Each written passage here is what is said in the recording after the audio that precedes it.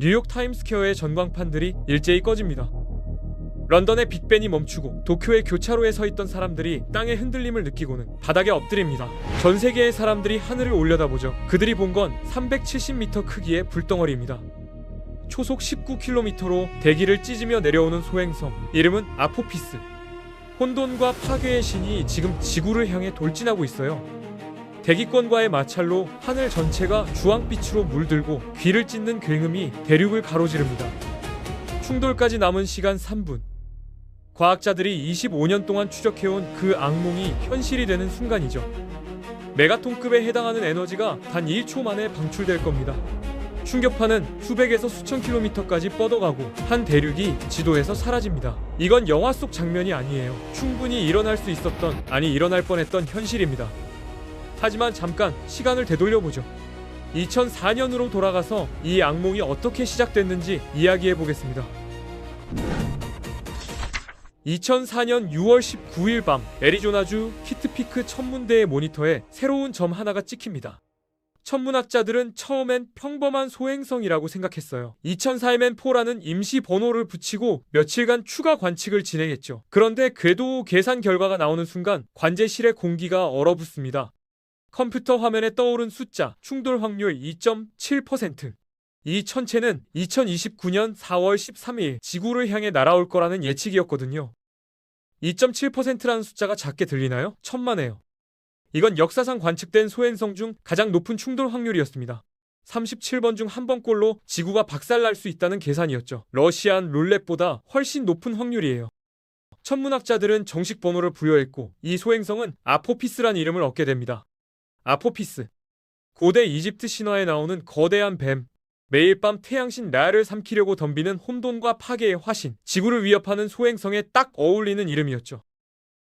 2004년 12월 토리노 척도 4가 발표됩니다. 토리노 척도는 소행성 위협도를 측정하는 지표인데 0부터 10까지 있어요. 0은 충돌 가능성 제로, 10은 확실한 문명 멸망입니다.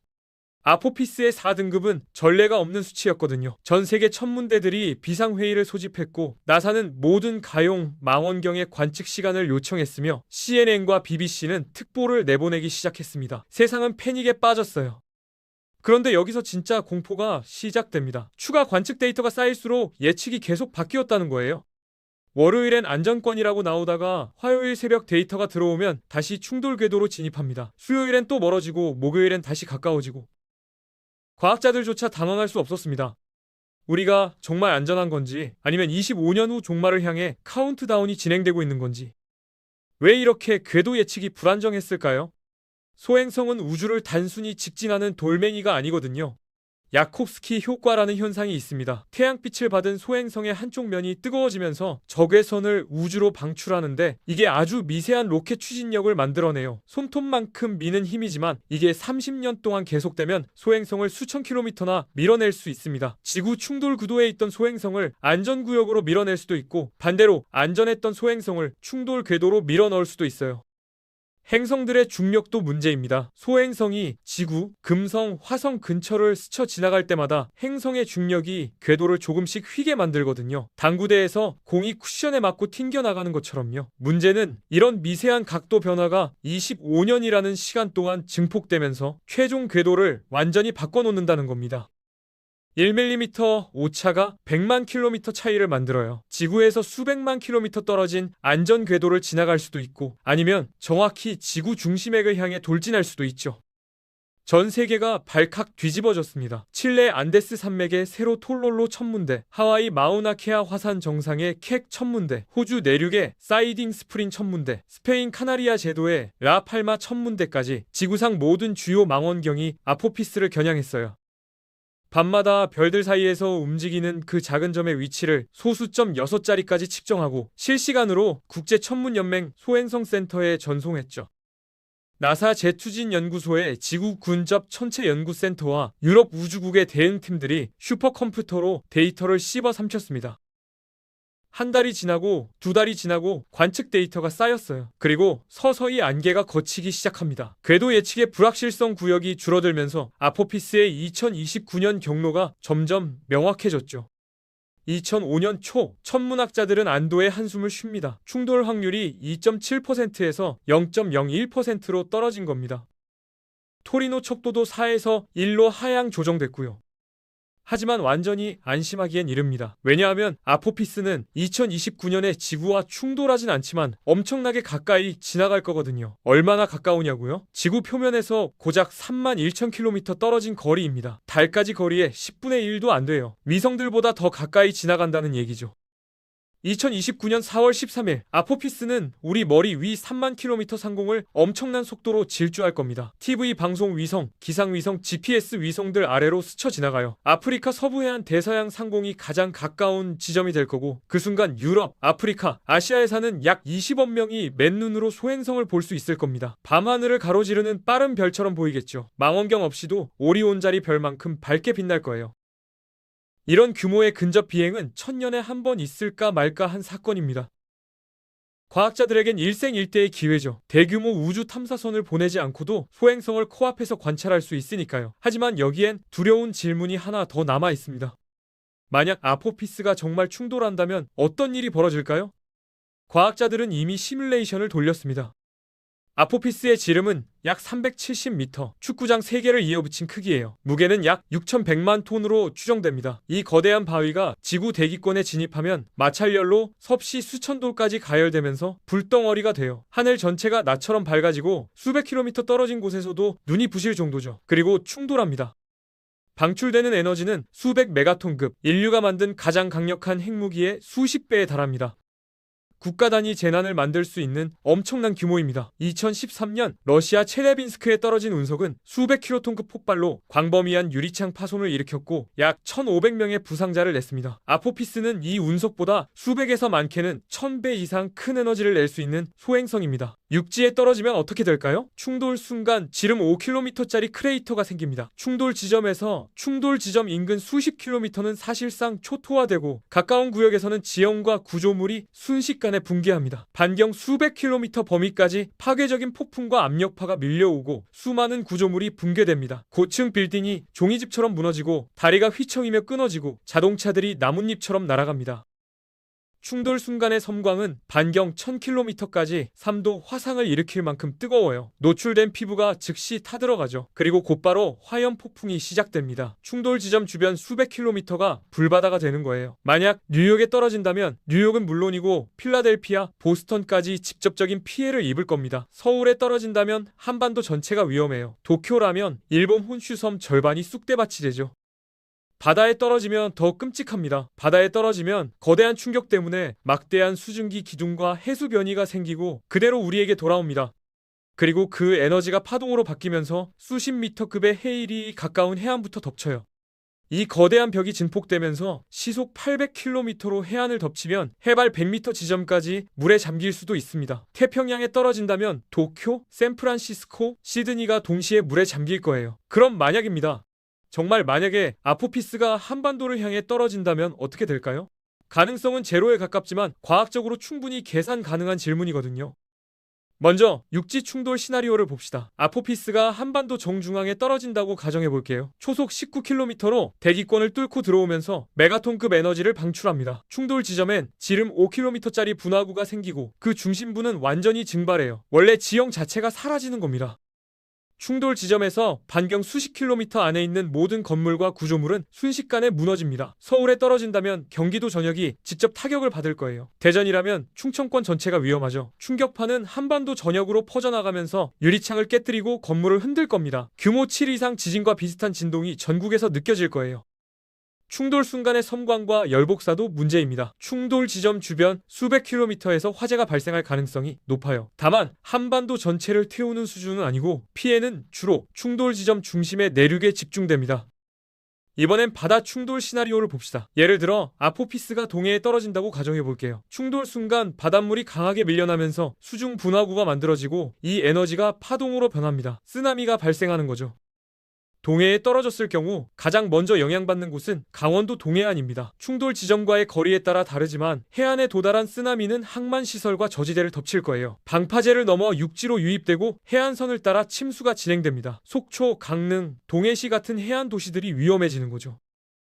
쓰나미는 한 번으로 끝나지 않습니다. 첫 번째 파도 이후에도 여러 차례 반복되고 해안 지형과 수심에 따라 파도 높이가 달라져요. 동해안을 따라 남쪽으로 에너지가 전달되면서 포항, 울산, 부산까지 경계가 필요한 상황이 올 수 있습니다.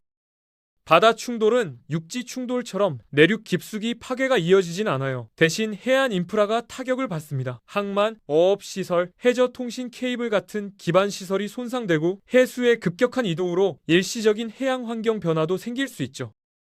서해나 남해에 떨어지는 경우도 원리는 같습니다. 충돌 지점과 가까운 해안부터 영향을 받고 해저 지형과 해안선 형태에 따라 피해가 달라져요. 특히 수심이 얕고 해안이 완만한 서해안은 침수 범위가 더 넓어질 수 있습니다.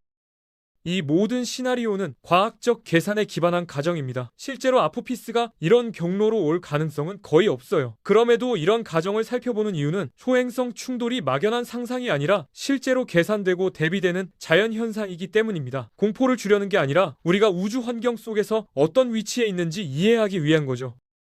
한 연구에서는 아포피스가 대도시 근처에 떨어질 경우 즉시 수백만 명이 사망하고 후속 피해로 수천만 명이 더 죽을 것으로 추정했습니다. 지구 멸망은 아니지만 한 국가나 대륙의 종말일 수는 있어요. 다만 아포피스는 공룡을 멸종시킨 소행성보다는 훨씬 작습니다. 6,600만 년 전 칙슬룹 충돌체는 지름 10에서 15km였거든요. 아포피스보다 1000배 큰 거죠. 그때는 지구 전체가 불타고 하늘이 먼지로 뒤덮여 햇빛이 차단되고 지구 생물종의 75%가 사라졌습니다. 그래서 안심해도 될까요? 천만에요. 여기 함정이 있거든요. 중요한 건 크기만이 아니라 타이밍입니다. 그리고 여기서 정말 섬뜩한 개념이 등장합니다. 중력 열쇠 구멍이라는 거예요. 중력 열쇠 구멍, 이게 뭐냐면 우주에 존재하는 아주 작은 구역입니다. 폭이 불과 600m 정도밖에 안 돼요. 그런데 만약 소행성이 2029년 근접 비행 때 이 좁은 구역을 정확히 통과한다면 지구 중력이 궤도를 살짝 휘게 만들어요. 겨우 몇 도 각도만 바뀌는데 이게 7년 후인 2036년에 완벽한 충돌 궤도를 만들어내는 겁니다. 마치 당구공이 쿠션을 맞고 튕겨나가서 정확히 다른 공에 명중하는 것처럼요. 2029년 아포피스가 지구에서 3만 킬로미터 떨어진 지점을 지나갈 때 그 거대한 궤도 어딘가에 폭 600m짜리 보이지 않는 관역이 그려져 있는 겁니다. 그 관역을 맞추면 2036년 4월 13일 또다시 아포피스가 돌아옵니다. 이번엔 3만 킬로미터가 아니라 0km 거리로요. 정확히 지구 표면에 박히는 거죠. 천문학자들은 2004년부터 2013년까지 9년 동안 이 열쇠구멍 통과 가능성을 계산했습니다. 처음엔 확률이 꽤 높았어요. 약 3% 정도였죠. 30분의 1 확률로 아포피스가 2029년에 그 좁은 구역을 통과할 수 있다는 계산이었습니다. 과학자들은 전 세계 망원경을 동원해서 아포피스를 추적했어요. 광학 망원경으로 위치를 측정하고 레이더로 거리와 속도를 재고 정밀 천문학 데이터와 레이더 관측까지 동원해 배경별들의 정확한 위치를 확인했죠. 2013년 1월 아포피스가 지구에서 1400만 킬로미터 떨어진 지점을 지나갔습니다. 이때 캘리포니아의 골드스톤 레이더와 푸에르토리코의 아레시보 전파 망원경이 강력한 전파를 쏘아 올렸어요. 반사파를 분석한 결과 아포피스의 2029년 궤도가 훨씬 정확해졌습니다. 그리고 천문학자들은 안도의 한숨을 쉬었죠. 열쇠구멍 통과 확률이 사실상 0%로 떨어진 겁니다. 2021년 3월 마지막 확인 작업이 진행됐습니다. 전 세계 광학 망원경과 레이더가 협력해서 아포피스를 정밀 추적했어요. 결과는 확실했습니다. 2029년 아포피스는 열쇠 구멍에서 수만 킬로미터 떨어진 안전 궤도를 지나갈 거예요. 2036년 충돌 가능성도 완전히 배제됐고요. 사실 향후 100년 동안 아포피스가 지구와 충돌할 가능성은 제로입니다.